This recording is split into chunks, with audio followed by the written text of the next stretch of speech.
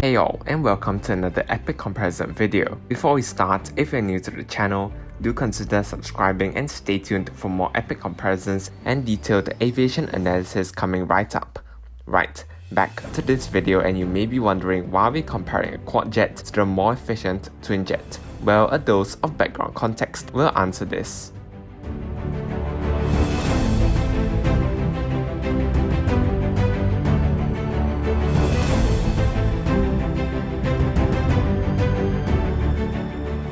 In 1980, Airbus started the development of their next widebody models, the A330 to fly short routes and the 4-engined A340 to fly longer routes were launched.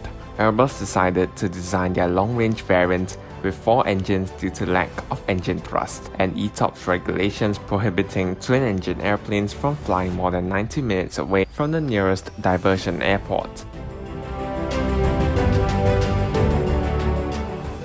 Not wanting to lose out, Boeing also started work on their next long-range widebody airplane. In 1989, Boeing finally unveiled the 777, the world's largest twin jet. Boeing took the gamble to develop a twin-engine aircraft based on calculated projected engine developments.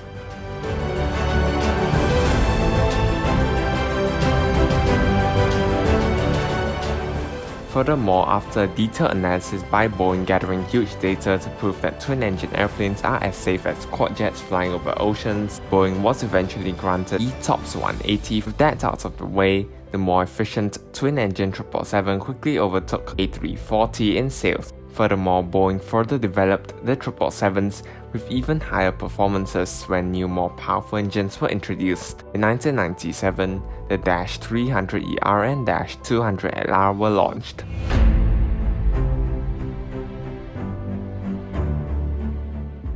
Airbus didn't give up in this long-range widebody market. In the long term, as we all know, they came up with the A350. However, back in the 2000s, with most of the R&D funding backed on the A380, Airbus decided to upgrade their A340.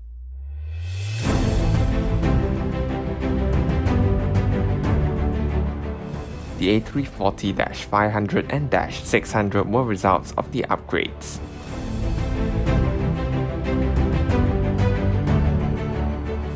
These upgrades of A340s in the early 2000s were going head-to-head with stiff competition. However, were they enough? Well, cue the music and let's find out.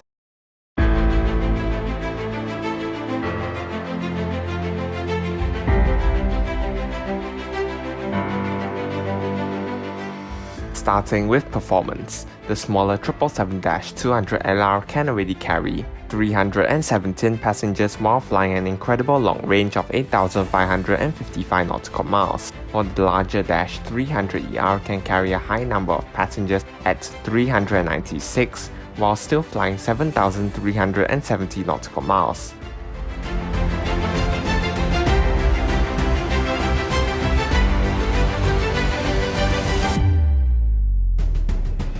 A340 has performance on par, with the long-range A340-500 carrying 310 passengers in a 3-class layout, while flying incredible 9,000 nautical miles at max payloads. The larger -600 can carry 370 passengers also in a 3-class layout, with range of 7,800 nautical miles. All in all, while less efficient, the quad jet does set itself apart with the highest performances overall.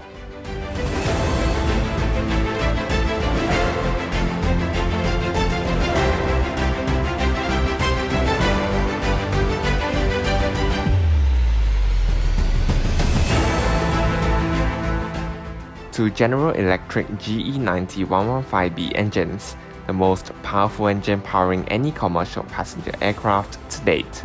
With a maximum thrust output of 128,000 pounds, this engine is what enables the high performance of 777.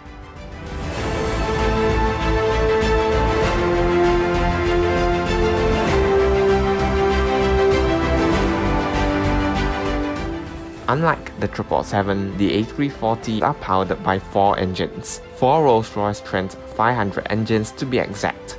producing up to 61,000 pounds of thrust, while 4 engines offers the highest amount of thrust for added range payload performance. It is at the expense of fuel burn and weight, bringing us on to efficiency.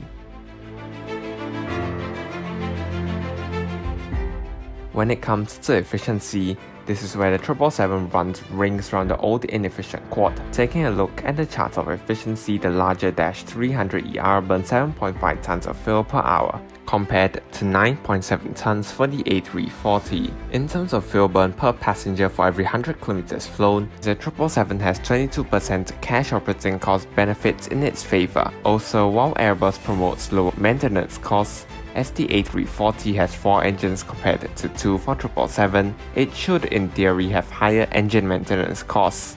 All in all, there's no disputing the 777 is the more efficient aircraft.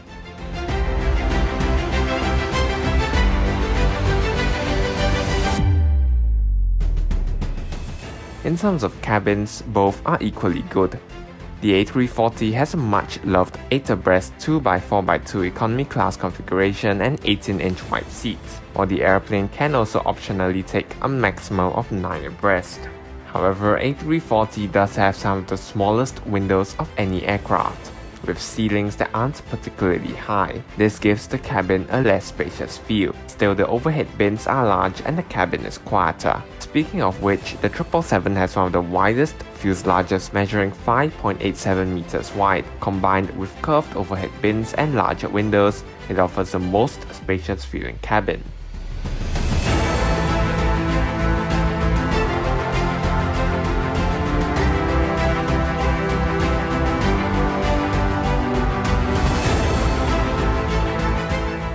However, the sense of space is actually a lie, as the seat width of 17 inches pales in comparison to the Airbus aircraft. The aircraft typically accommodates a 10 abreast seating layout in economy. Both feature older generations of interiors from both manufacturers that aren't their latest offering. The new modern amenities such as mood lighting, Wi-Fi and the latest connectivity systems can be separately retrofitted onto all of them. All these aircraft have cabin altitudes between 7,500 and 7,800 feet, with air that's relatively poor compared to newer aircraft. All in all, the 777 has the most spacious feeling cabin.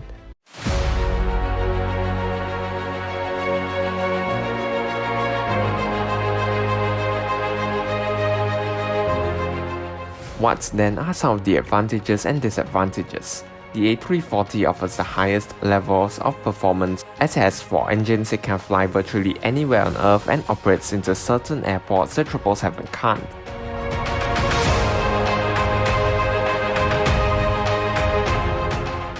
However, there is no getting away from the fact that a 4-engine airplane will be more expensive to run than a twin-engine airplane. 777 offers the range payload capabilities that fits into most airlines' needs.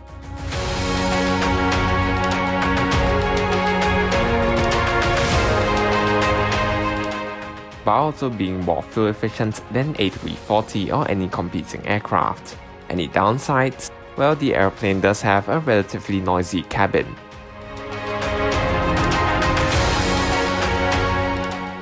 And if there is proof for what I just said, the order numbers from the world's airlines clearly justifies my point. Second generation 777 models have received 899 orders so far, compared to 131 for the second generation A340 models.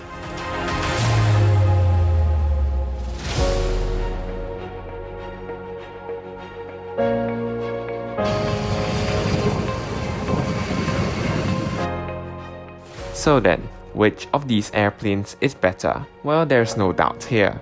The 777 is certainly the better aircraft here and helped drive the trend towards more capable twin-engined airplanes.